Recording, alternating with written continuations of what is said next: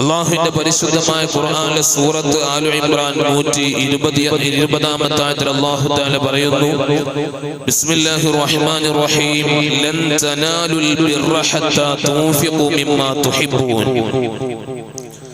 ലൻ തനാലു നിശ്ചയമായിട്ട് നിങ്ങൾ ചേരൂല അൽ ബിർറ ഹത്താ തുൻഫിഖു മിമ്മാ തുഹിബ്ബൂൻ നിങ്ങൾ ഇഷ്ടപ്പെടുന്നവയിൽ നിന്ന് നിങ്ങൾ ചെലവഴിക്കുക. അല്ലാഹുവിന്റെ മാർഗത്തിൽ നിങ്ങൾ സമ്പത്തുകൾ ചെലവഴിക്കുന്നത് വരെ ബിർറിലേക്ക്, നന്മയിലേക്ക് നിങ്ങൾ നിശ്ചയമായും ചേരൂല. വമാ തുൻഫിഖു മിൻ ശൈഇൻ ഫഇന്നല്ലാഹ ബിഹി അലീം.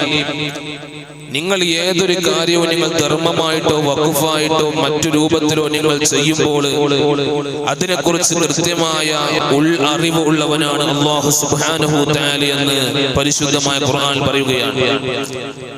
ഈ പരിശുദ്ധമായ ഖുർആന്റെ ആയത്ത് അവതരിപ്പിച്ചപ്പോൾ മഹാനായ അബൂ തുൽഹത്തുൽ അൻസാരി റളിയല്ലാഹു തആല അൻഹു തങ്ങൾ ഈ ആയത്തിന്റെ ഈ അവതരണം കേട്ടപ്പോൾ സുബ്ഹാനല്ലാഹ് ഇലാ ഹദ്റത്തി റസൂലില്ലാഹി സ്വല്ലല്ലാഹു അലൈഹി വസല്ലം നബി സ്വല്ലല്ലാഹു അലൈഹി വസല്ലം തങ്ങൾ അരികിലേക്ക് വന്നുകൊണ്ട് പറയുന്നു, യാ റസൂലല്ലാഹ് ഇന്ന അഹബ്ബ മാലി ഇലയ്യ ബൈറുഹാ ഫഇന്നഹാ സദഖത്തുൽ ലില്ലാഹ്.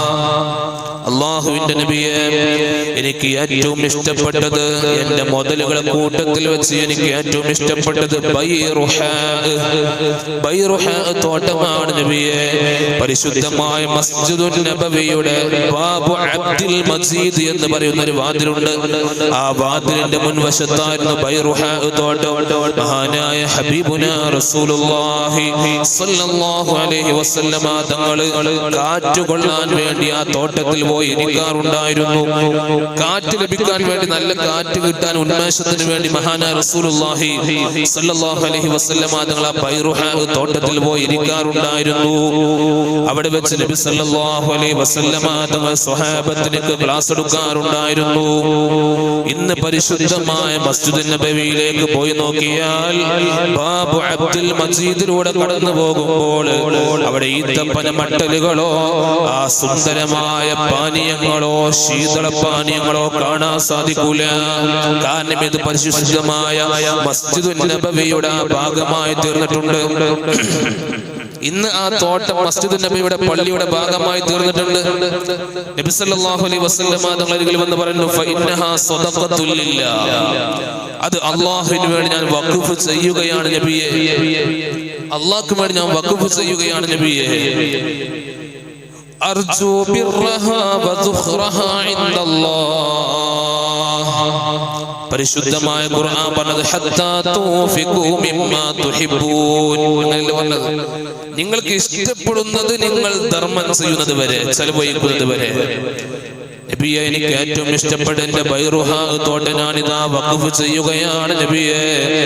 ഞാൻ മരിച്ചുപോയി നാളെ മഹ്ശറ വനസഭയിൽ സംഗമിക്കുമ്പോ അതൊരു സുഖറാകണം നബിയെ. അതെനിക്കുള്ള സൂക്ഷിപ്പ് സ്വത്താകണം നബിയെ. അതെനിക്കൊരു ഗുണമാകണം നബിയെ. അല്ലാഹുവിന്റെ എനിക്ക് സൂക്ഷിപ്പ് സ്വത്തായി മാറണം നബിയെ. അതുകൊണ്ട് യാ റസൂലല്ലാഹ് ഫളഅഹാ ഹൈസു ശിഅത. നബിയെ, വഖഫിന്റെ ഭാഗത്തിലൂടെ ചെലവഴിക്കാൻ ഏതൊക്കെ രൂപമാണോ അങ്ങ് ഉദ്ദേശിക്കുന്നത് അതിലൂടെ നിങ്ങൾ ചെലവഴിക്കണേ നബിയെ എന്ന് മഹാനായ അബൂ തുൽഹത്തുൽ അൻസാരി റളിയല്ലാഹു അൻഹു. ഇതൊരു വഖഫായിരുന്നു. ഇബ്നു ഹിബ്ബാൻ റിവായത്ത് ചെയ്ത ഹദീസ് അല്ല ഇത്. അന്ന് മുതൽ ഇന്നോളം മുസ്ലിമീങ്ങൾ വഖഫ് ചെയ്തു വരികയാണ്.